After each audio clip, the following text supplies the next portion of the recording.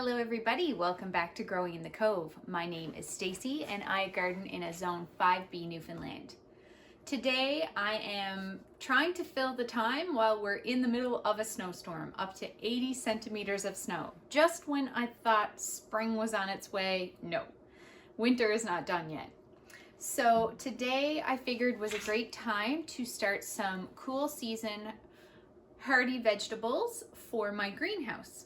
I've been doing this for a couple of years where I plant some really hardy veg out in my greenhouse in April, which is long before we can really be growing in the ground here without protection. So I'm going to show you what I'm going to be starting for my greenhouse today, and we'll get some seed starting done. So if you're interested in this, please keep watching. So first of all, this is not a concept that I came up with, and it's actually from this book that I got this idea.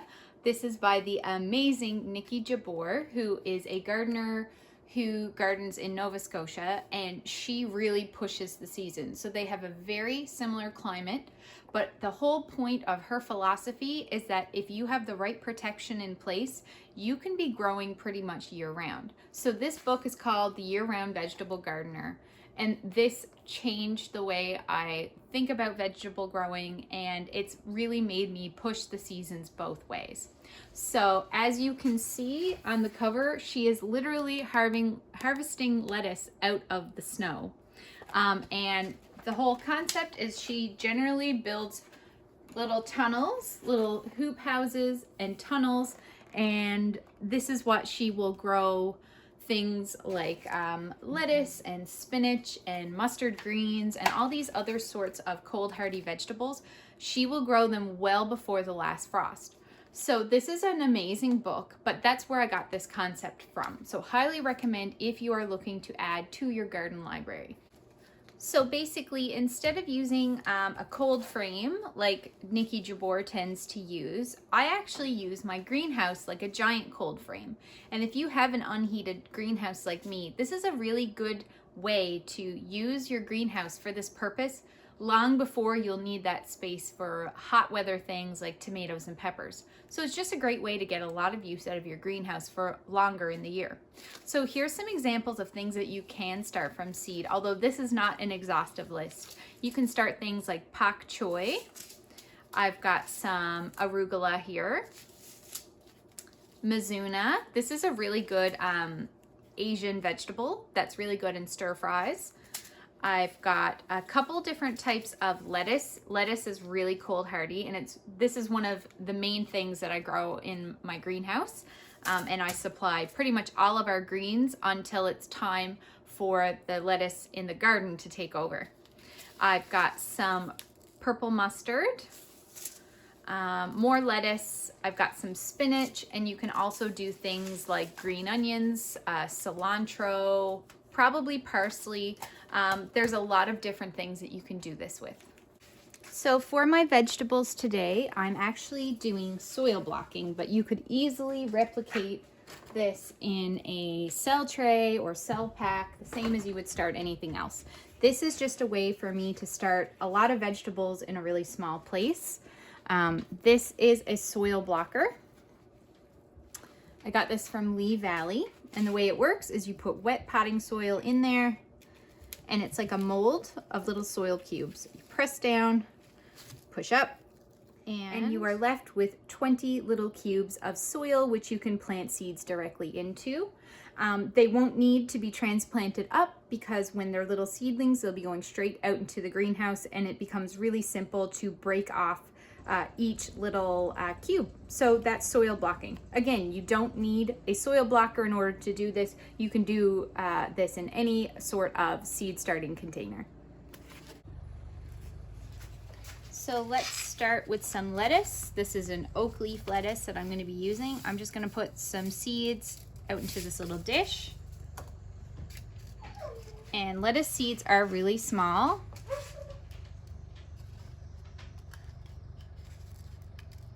Lettuce seeds are super tiny, but I'm going to try to put about 1 seed per block.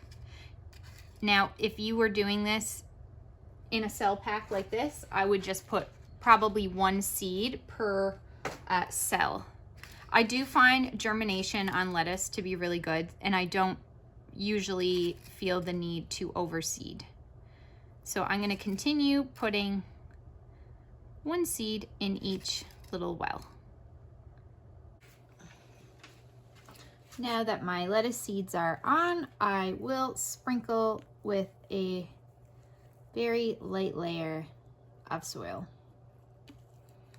It's not super necessary to do this, but lettuce do like to be covered with about 1/8 of an inch of soil, which is literally just the smallest sprinkling. So I'm going to cover with vermiculite to prevent any algae from growing on my soil blocks because they are very damp. So I'll put that on top, and then I'm going to cover. This is an old plastic tray recycled from something, and this is going to be my little humidity dome, and I'm going to put this under my grow lights. Now I'm going to put my soil blocks under my grow lights. Make sure when you're starting seedlings that you don't want more than a couple of inches from the surface of your soil to your grow lights. That's a big mistake I've made in the past. Even if I had them down closer, that would actually be better. Next up, I'm going to be planting some brassicas. So brassicas are anything in the cabbage family. So this includes broccoli, cauliflower, pak choi. Mizuna is technically in the broccoli family, as well as kale, that sort of thing. So these are actually going on a heat mat because I do find that I get quicker germination.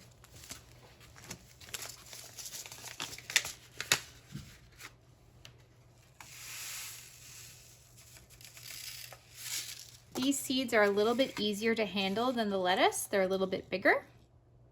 So I'm going to put one seed per block.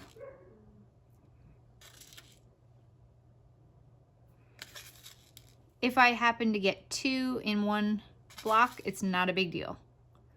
Just keep going.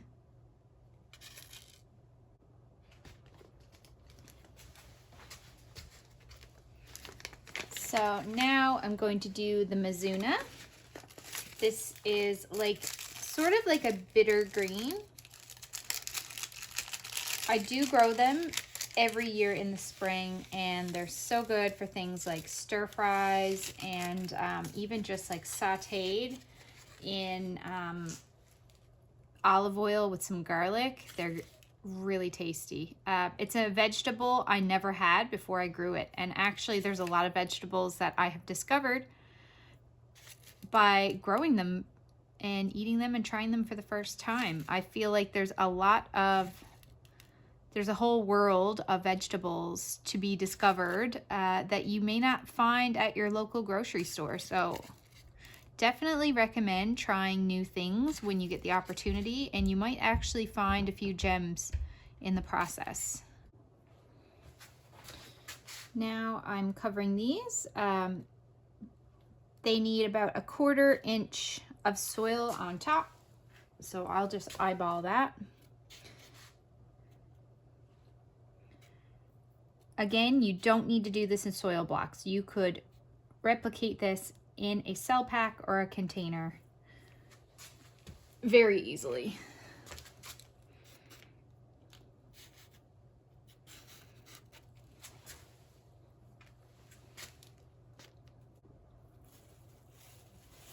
Now it's time to add your humidity dome. I'm actually going to use saran wrap for this, and I saved one of these little things that come in a pizza box to keep the saran wrap off the surface of the soil.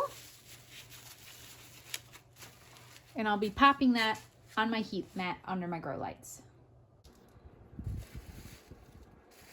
So I have my heat mat here turned on underneath my lights, and I will put this tray here under the lights until it germinates. You can see I also have some green onions here in a container, and this is how I like to repurpose these containers because they have a built-in humidity dome. But I will keep this here and mist every day until I see germination. Next up, we have some cilantro. I'm actually using just a repurposed mushroom container for this one. I've got my own cilantro seeds that I collected from my own garden, and I will be using those. Now these are pretty old, so I'm gonna heavily seed. Cilantro can take a while to germinate. It can take up to 10 days. So I'm going to heavily seed this.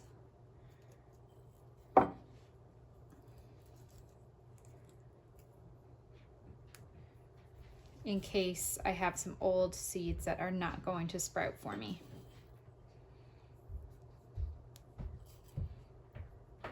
Best case scenario, I have more than I need. Okay, I'm going to press down so they have good contact with the soil.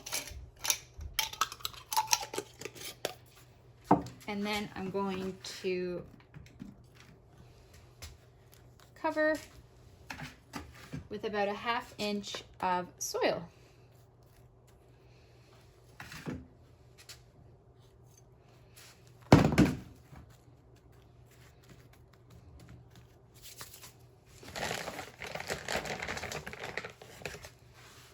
Add some vermiculite to the top.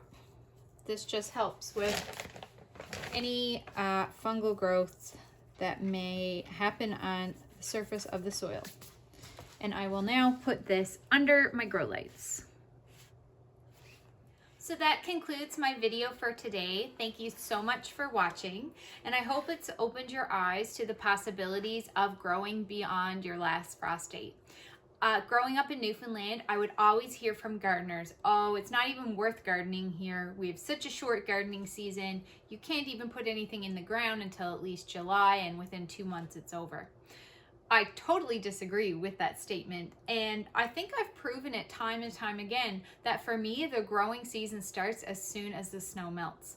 And the proof is really in the pudding, because I have grown so many things long before our last frost date. So I really encourage you to give this a try, especially if you have a greenhouse that's not even in use until you plant your tomatoes or peppers. And let me know if you do have any questions. I'd be happy to try to answer them. Otherwise, thank you so much for watching, and until next time, bye.